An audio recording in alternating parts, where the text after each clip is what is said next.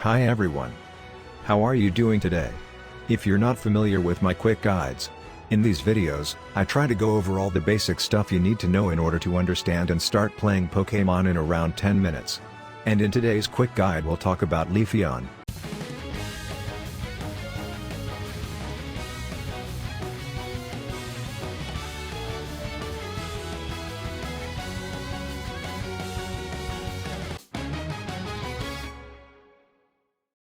If you're looking for a speedster that can deal massive amounts of damage before your opponents even manage to get a hold of what's happening, then you've just found the perfect Pokemon for you. As every other Eevee inside this game, you'll reach your final evolution at level 4 and from that point, you'll already have access to your strongest moves.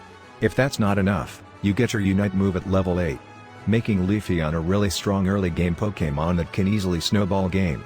Like other speedsters, you'll have no trouble moving around and will be able to deal huge bursts of damage to one-shot weaker targets. But with the help of your Unite moves, you can even one-shot some defenders. But you'll also go down easily, so you'll need to be extra careful on late-game teamfights. And although you can last hit very well with this Pokemon, the early game isn't that strong. Leafeon can't really fight most opponents before evolving. So I would prioritize playing this Pokemon in the central area.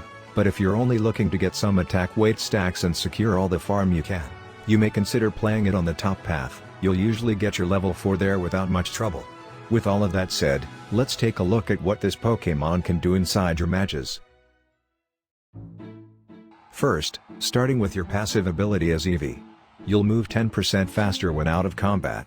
After 5 seconds without dealing or receiving damages you'll be considered out of combat. Your basic attacks are, well, basic, with the boosted attack dealing more damage. For your first move, you'll have to choose either Swift or Quick Attack. You'll get the other one at level 2. I recommend starting out with Swift. It shoots 3 stars. If you hit a target with multiple stars, the first one will deal full damage while the others will deal 70% less damage. This will be your main damaging move. From up close, you'll always deal the maximum damage possible, making it really easy to last hit. Your other move option is Quick Attack.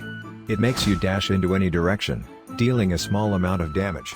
You dash through walls with this move. So, this is a good movement option, and when paired with your extra movement speed, you'll have a really easy time moving around. And if you're looking for last hits, you can use this move to get closer to the wild Pokemon so you can get in the range of your other move. Then, when you reach level 4 you'll evolve. After becoming Leafeon, you'll have a new passive ability. Leafeon receives a gauge that takes 9 seconds to fully charge. The timer will be stopped while you're in the tall grass. When the gauge is full, you'll move 20% faster and your next basic attack will become boosted. This boosted attack will completely deplete your gauge, making you jump towards a nearby enemy. You can see the range through that circle that appears around Leafeon. The enemy hit will receive a good amount of damage and will also be slowed by 30% for 2 seconds. Leafeon's passive is amazing. It's so useful when walking around the map, and unlike Eevee's, the extra movement speed is really noticeable here. Just be careful when using your boosted attack, since you'll no longer be moving faster afterwards. You also get to choose your next move, which can be either Razor Leaf or Solar Blade. Let's start with Razor Leaf. It makes you shoot 5 leaves towards any direction, and similarly to Swift, the first one will deal full damage, while the others that hit the same target will deal 70% less damage. But after that, the leaves will stick to the ground for 2.5 seconds, and if this time runs out or if you reactivate the move, the leaves will come back to Leafeon's current position, dealing damage once again. While the leaves are on the ground, you'll move 20% faster. If you manage to hit the same target with all 5 leaves in both the initial attack or when reactivating the move, you'll get a shield based on your attack stat. It's important to note that if you wait at least 1 second before reactivating Razor Blade, your leaves will deal more damage on the way back. When this move upgrades, the shield you get after hitting with all leaves will be increased. As you can see, this move really looks like Swift but way stronger. But this time you'll really want to use this move from close range. This way you'll hit with all the leaves, giving you that shield. Afterwards, if your opponent is already at low health, you can just reactivate the move immediately. If you still need some extra damage, you can wait a moment, then use your boosted attack to leap on the same spot your enemy is standing before reactivating Razor Leaf. This way you'll get the shield once again when the leaves are coming back. But if your enemy still has a lot of health, or if you don't want to jump into the enemy team, you can just shoot your leaves and run away. You don't need to commit to a longer fight if you don't think you can win at that moment.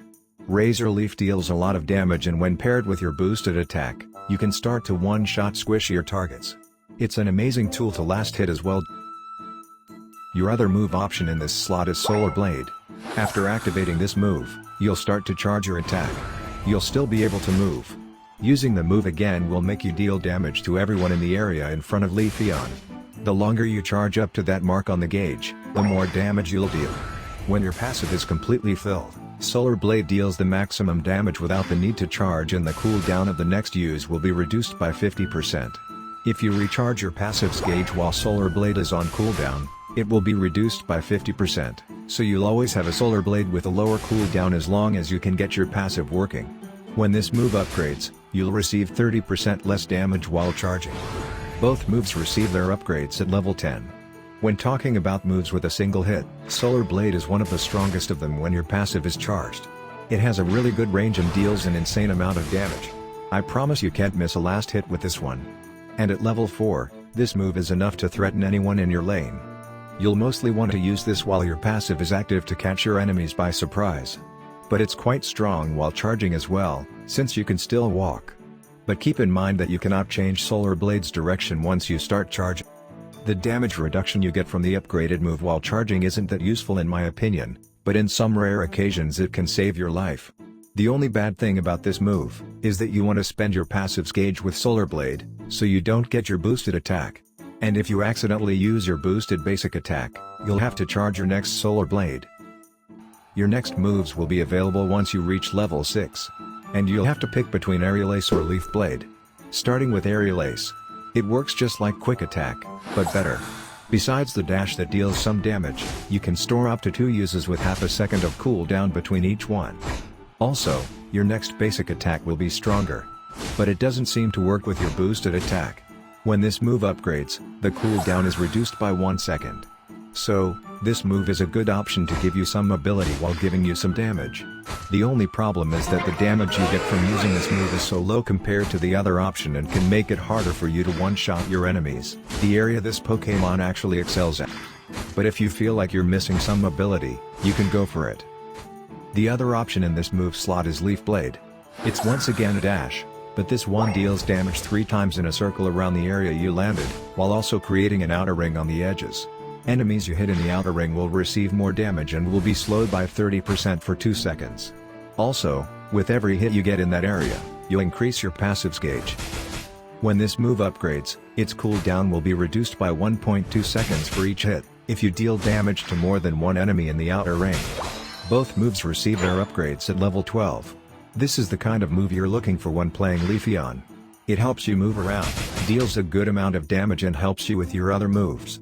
You can charge your passive ability almost instantly if you land a good Leaf Blade, allowing you to immediately have a boosted attack for more damage, a fully charged Solar Blade, or to just use your extra movement speed to run away.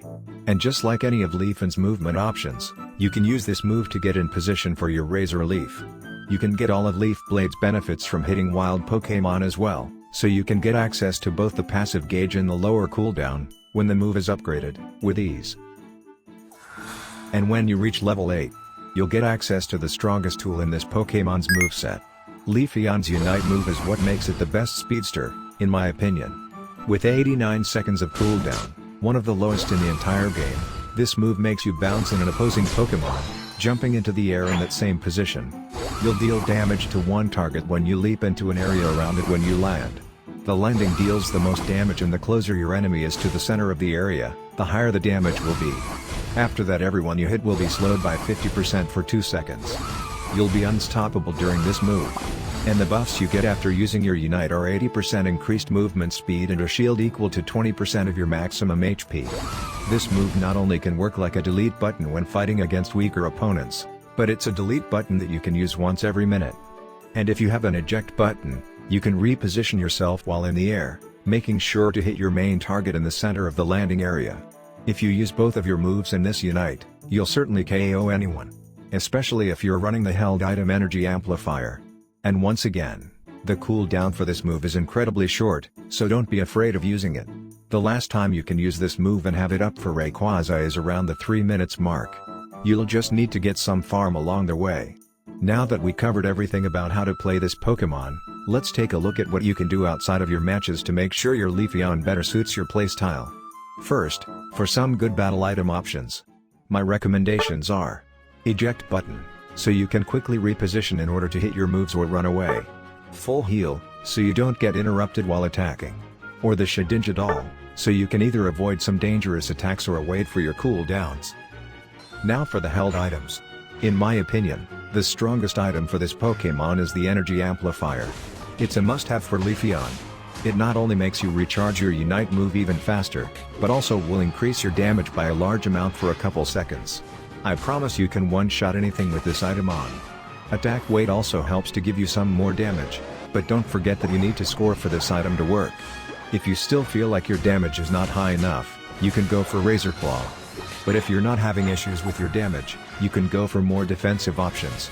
Like the Eos Cookie to get some extra health along your attack weight. Buddy Barrier and Focus Band will make you tankier sometimes along the match, but between both of them, I found Buddy Barrier to be more useful to keep you alive. Since you'll already walk really fast, using a Float Stone will make you walk around the map in an instant. Muscle Band can also be used, but you'll almost never use your basic attacks after evolving, making this a dead item in your build most of the time. Weakness Exploit can increase your damage, but most of the time, if you're getting hit, you'll most likely go down before getting the benefits from this item. I wouldn't bother with any other options. And lastly, for your boost emblems. The colors you should prioritize are both the brown and white emblems, while trying to increase your attack and health. The attack is more important though. You can also try running black emblems if you want some extra cooldown reduction. But keep in mind that they're not that helpful here. And that's all for this video. If you want to see more guides like this, please consider subscribing. I would really appreciate having you around. I hope you enjoyed and found this video helpful. Thank you so much for watching. And until next time.